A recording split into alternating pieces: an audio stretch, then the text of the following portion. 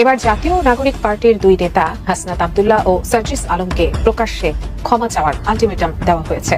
আগামী কয়েক ঘন্টার মধ্যে তাদেরকে ক্ষমা চাইতে এই আলটিমেটাম দিয়েছেন পলিটেকনিক শিক্ষার্থী। এইখানে দেখতে পাচ্ছেন শিক্ষার্থীরা তাদের উপর আক্রমণ করে সার্জিস হাসনাত তাদের খুবই কঠিন অবস্থা।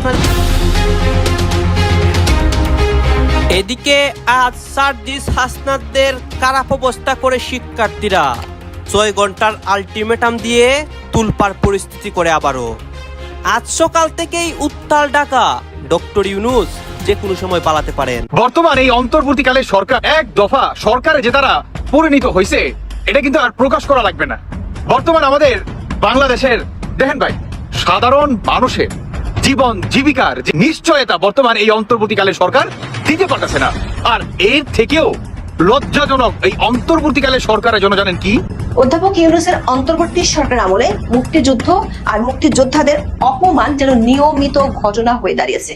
অধ্যাপক ইউনূস দায়িত্ব নেওয়ার পর থেকে দেশ জুড়ে মুক্তিযুদ্ধের স্মৃতিচিহ্নগুলো ধ্বংস করে ফেলা। এনসিপির এরাই হলো ইউনূসের নাতিপুতি। কি আমরা কি ভাইসাইছি নাকি? আমরা এই দেশের সন্তান। দেশ স্বাধীন একবারই হয়েছে 1971 সালে 30 লক্ষ শহীদের বিনিময়। ওদের টাকা লোভ এতটাই বাইরে গেছে যে তারা বাপ মার নাম ভুলে গেছে। 3টা উপদেষ্টার বাপ 3 এলাকার নেতা। রাজাকারের বাচ্চারা জানে না যেটা এখান পান্না গিয়ে তোদের এই বাপ সমন্বয়কদের রাজাকারদের মধ্যমণি যেগুলো রাজাকারদের অরিজিনাল বাচ্চা, এই রাজাকারদের বাচ্চাদের জেরাই খান্না পান্না গিয়ে ছাড়িয়ে এনেছিলেন। 2024 সালের গণ আন্দোলনকে স্বাধীনতার কাছাকাছি বলে মন্তব্য করলেও সেই আন্দোলনের বীরদের কার্যকলাপে এখন ইতিমধ্যে বুঝতে পারছেন আজকের খবরটি কতটা গুরুত্বপূর্ণ একটি খবর। বন্ধুরা চলুন ভিডিওতে আজকে আর বেশি কথা বাড়াবো না, সরাসরি আজকে আমরা চলে যাব মূল ভিডিওতে। আর সেখানে আজকে আমরা দেখব আজকের খবরের বিস্তারিত। হাসনাত আব্দুল্লাহ ও সার্জিস আলমকে প্রকাশ্যে ক্ষমা চাওয়ার আলটিমেটাম দেওয়া হয়েছে। আগামী কয়েক ঘন্টার মধ্যে তাদেরকে ক্ষমা চাইতে এই আলটিমেটাম দিয়েছেন পলিটেকনিক শিক্ষার্থীরা। অন্যথায় এনসিপিকে বর্জনের কঠোর হুঁশিয়ারি দিয়েছেন তারা। কিন্তু কি কারণে হঠাৎ এমন আলটিমেটাম দিল সংগঠনটি, জানাচ্ছেন এসআই রাজ।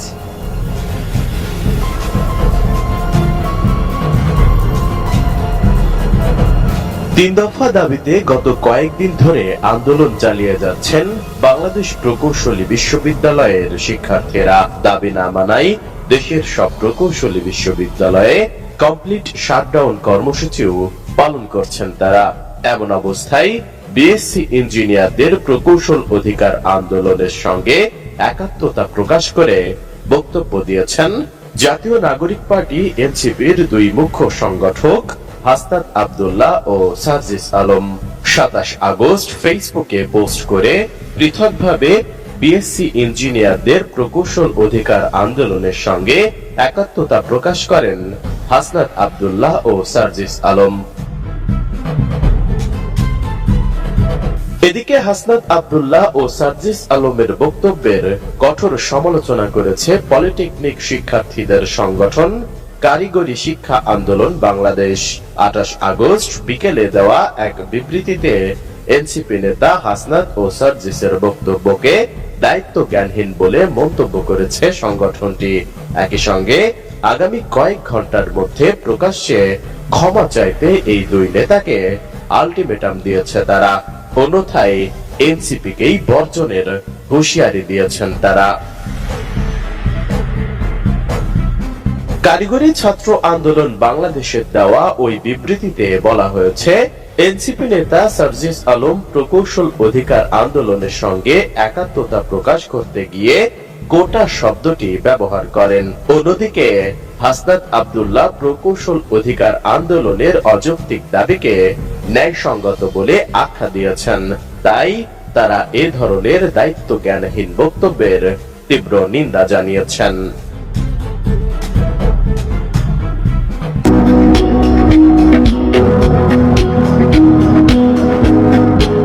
বিবৃতিতে আরো বলা হয়, উপসহকারী প্রকৌশল 10ম গ্রেড এটি কোনো কোটা নয়, এটি একটি বিশেষায়িত পদ।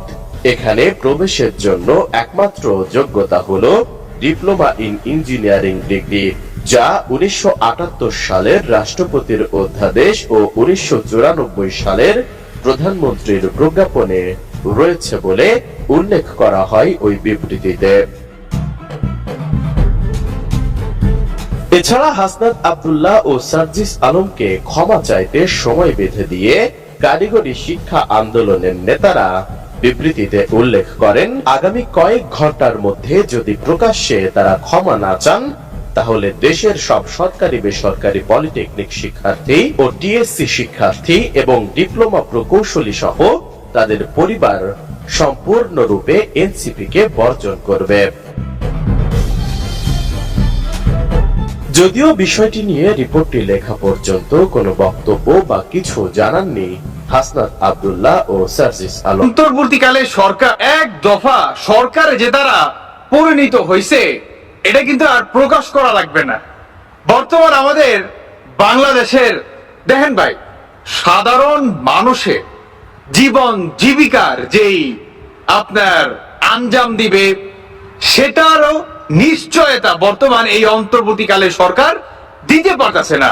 আর এর থেকেও লজ্জাজনক এই অন্তর্বর্তীকালে সরকারের জন্য জানেন কি, সেটি হচ্ছে 1 বছর আগে যেই শিক্ষার্থীদের লাশের উপর দিয়ে তারা সরকার গঠন করে, যদিও তারা নিজেরাই নিজেদেরকে হত্যা করছে, নাম দিছে আরেকজনের। যাই হোক, ধরে নিলাম কিছুক্ষণের জন্য ধরে নিলাম যে আওয়ামী লীগই ঘটাইছে। তো আওয়ামী লীগ যদি এটা ঘটাই থাকে, ঠিক 1 বছর গেতে না গেতেই কেন এই অন্তর্বর্তীকালে সরকারের গায়েবী জানাজার নামাজ পড়তে হবে, বা কেনই বা এই সরকারকে এক দফা দাবি জানাবে যে এই সরকারকে আমরা আর দেখতে চাই না, এই অন্তর্বর্তীকালে সরকারকে পদত্যাগ করতে হবে। কিন্তু পদত্যাগের আগেই এই ডক্টর ইউনূসের অকাল মৃত্যু হয়ে গেল।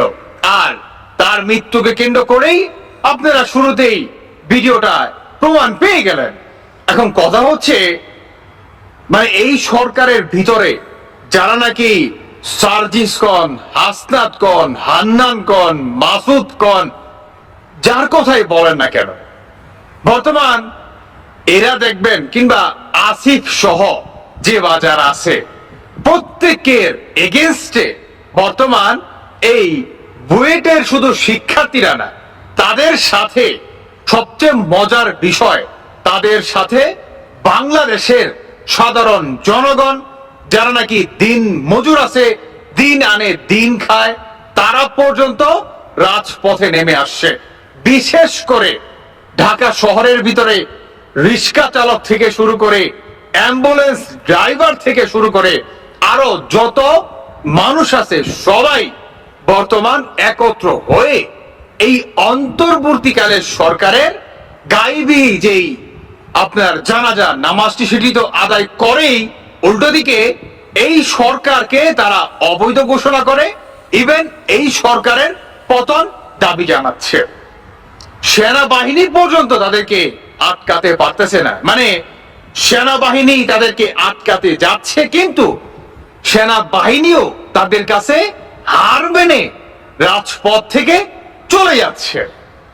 এবার বোঝেন, যেখানে 5 আগস্টে আওয়ামী লীগের জন্য প্রবাসীরা পর্যন্ত মাঠে নামছে, যদিও সেটা অনলাইন মাঠে ছিল বা ছিল, কিন্তু বর্তমান এই অন্তর্বর্তীকালে সরকারের মানে শুধু মানে ধরেন 3 ভাগের 1 ভাগ তাও ওই জনগণ নামে নাই, এতেই সরকারের ডায়রিয়া হয়ে গেছে। আর যদি প্রবাসীরা বাহিনী চান্স রেমিটেন্স শাটডাউন করে দেয়, বা প্রবাসীদের তো এয়ারপোর্টে কতটুকু সুযোগ সুবিধা সিঙ্গারার পুরী প্রবাসীদের জন্য, মানে কতটুকু অপমান করতে হয় প্রবাসীদেরকে, সেটা আসিফ নজরুল গায়েবী মন্ত্রী খুব ভালোভাবেই জানে। থাক সেসব কথা, তবে সবচেয়ে মজার বিষয় হচ্ছে এটি যে যাদের হাত ধরে এই সরকার গঠন করে অন্তর্বর্তী, তাই না, আজকে তারাই গায়েবী জানাজার নামাজ আদায় করতেছে ডক্টর ইউনূসের মৃত্যুকে কেন্দ্র করে, কিংবা আসিফ ভুঁইয়া যত কটা উপদেষ্টা আছে কিংবা মাস্টার মাইন্ড আছে, সমন্বয়ক আছে, সবাইকে রাজপথে আসার হংকার দিচ্ছে, কিন্তু মজার বিষয় তারা রাজপথে কেউ তাদেরকে বা তাদের সামনাসামনি ফেস হওয়ার সেই সক্ষমতা কারোর ভিতরেই নেই। আসলে না থাকাটাই স্বাভাবিক, কারণ তারা তো কোঠার নামে চালাইছে মব জাস্টিস, তারা কোঠার নামে চালাইছে সন্ত্রাসী, তারা কোঠার নামে রাজত্ব করছে তাদের ফ্যামিলিগত রাজত্ব, ব্যাংক ব্যালেন্সের রাজত্ব, চাঁদাবাজির রাজত্ব, ইভেন সাধারণ শিক্ষার্থীদের লাশের উপর দিয়ে কিভাবে কোটি কোটি টাকা উপার্জন করা যায় তা চালাইছে এই ধরনের রাজত্ব। জুলাই মাসকে কেন্দ্র করে কিংবা আগস্ট মাসে কি কেন্দ্র করে যত সাধারণ পরিবারের শিক্ষার্থীরা আছে তারা বর্তমান এখন পর্যন্ত বিনা চিকিৎসার অভাবে প্রতিনিয়ত হসপিটালের সেই বেডে বৈশা বা শুয়ে তারা চিৎকার করতেছে, তাদের দেখার কোনো মানুষ নাই। আর উল্টো দিকে বর্তমান এই হচ্ছে নাকি দেশের অবস্থা। যাই হোক, খুব ভালো লাগলো যে অন্তর্বর্তীকালীন সরকারের অকাল মৃত্যুতে গায়েবী জানাজার নামাজ আদায়, আর এই সরকারের পতনের জন্য এক দফা এক দাবি অন্তর্বর্তীকালের সরকারের পতনের। সবচেয়ে মজার বিষয় হচ্ছে এটি, দেখা যাক যেখানে সেনাবাহিনী পর্যন্ত রিটার্ন গেলেন, ইভেন সাধারণ জনগণও পর্যন্ত তাদের কাতারে চলে আসছে। কারণ জনগণ ভাই ভালো নাই, যারা নাকি দিন মজুর, দিন আনে দিন খায়, তারা বর্তমান তাদের পরিবার প্রিয়জনকে চালাতে পারতেছে না, তাদের পরিবারের মুখে দুমুঠো খাবার পর্যন্ত দিতে পারতেছে না বাংলাদেশের সাধারণ জনগণ। এনসিপিরা এরাই হলো ইউনুসের নাতিপতি। কি আমরা কি ভাইসাইছি নাকি? আমরা এই দেশের সন্তান। দেশ স্বাধীন একবারই হয়েছে 1971 সালে 30 লক্ষ শহীদের বিনিময়। ওদের টাকা লোভ এতটাই বাইরে গেছে যে তারা বাপ মা নাম ভুলে গেছে। 3টা উপদেষ্টার বাপ 3 এলাকার নেতা। এনসিপির নেতা কর্মীরা তারা ওই যে জুলাই মানে সমন্বয়কের ব্যানারে, জুলাই অভ্যুত্থানের ব্যানারে তারা যমুনা অভিমুখী, যমুনা ঘেরাও একটা কর্মসূচি করে, মিটিং করে। ওইখানে পুলিশ বাধা দিল না, তাদেরকে খাওয়াইলো। তাদেরকে বুঝে যেতেছে এটা হলো উপদেষ্টা নাতিপুতি, নাতি ছেলা। আর হলো নাতি ছেলা পুতি ছেলা। হাসিনা কইছে না আমরা রাজাকারের নাতিপুতি, আসা আমরা এরাই হলো ইউনুসের নাতিপুতি। একরে নিয়ে খাওয়ায়, আপ্যায়ন করে, মাংস কোরমা খাওয়ায়। আর আমরা ইচ্ছা করে কাঁদানি গ্যাস মারে, টিয়ার গ্যাস মারে। কি আমরা কি ভাইসাইছি নাকি? আমরা এই দেশের সন্তান। আমার বাপদাদারা মুক্তিযুদ্ধ করছে 1971 সালে, একবার দেশ স্বাধীন হয়েছে, দেশ দ্বিতীয়বার স্বাধীন হয় না। এই 5 আগস্ট হচ্ছে একটা স্বৈরাচার পতন করছি। একটা বট গাছ ছিল যেটা আগাছা উপরে ফেলছি, আগাছা দূর করে পরিষ্কার করে ফেলছি জায়গা। এটা স্বৈরাচার পতন হয়েছে, 90 এরশাদ পতন হয়েছে, ঠিক আছে? এরকম স্বৈরাচার পতন, কিন্তু দেশ স্বাধীন, দেশ স্বাধীন একবারই হয়েছে 1971 সালে 30 লক্ষ শহীদের বিনিময়, ঠিক আছে? আর এই যে এনসিপির ব্যানারে যে ওরা ওই যে আপনার কি বলে যমুনা ঘেরাও করতে গেছে এনসিপি নেতাকর্মীরা, তখন তাদেরকে কোনো বাধা দেয় না, পুলিশের হেনস্থার শিকার হয় নাই তারা। তাদেরকে ডেকে নিয়ে খাবার দিছে, পানি দিছে, সব দিছে। তাহলে আমরা কি দোষ করলাম? আমাদেরকে গতকালে লাঠি চার্জ করলো ডিসি মাসুদ কোন চ্যাটের বাল, টিনের চালের খাওয়া, পুলিশ কোন? আমার ডায়লগ এটা, ঠিক আছে? পুলিশ কোন সাহ? পুলিশ আমার ব্যাট ট্যাক্সের থেকে দেওয়া চলে। এই 16 কোটি 18 কোটি মানুষের ভিতরে 15.5 কোটি মানুষের ব্যাট ট্যাক্সের থেকে দেয় পুলিশ চলে। পুলিশের বেতন ভাতা, বোনাস, বাৎসরিক অনুষ্ঠান, পুলিশ সব টাকা এই জনগণের ব্যাট ট্যাক্সের টাকা দেওয়া হয়। তাহলে পুলিশ কেন আমাদেরকে লাঠিচার্জ করলো? এটা তীব্র নিন্দা জানে, প্রতি জানে।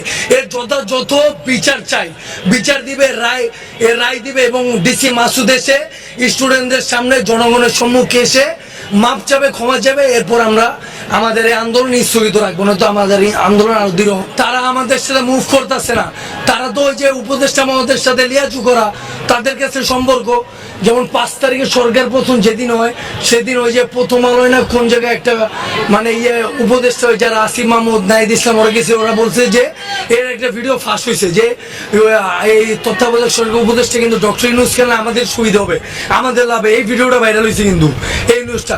তারা সুবিধার জন্য ডক্টর ইউনূসকে উপদেষ্টা বানায়, আজকে উপদেষ্টা বানায়, তারা একটা মূর্তি বানায় রাখছে, তারা ওই স্ট্যাচু বানায় রাখছে, তারা সব কাম করতেছে, তার কথায় চলতেছে সব। তার তার নির্দেশে সব চলতেছে।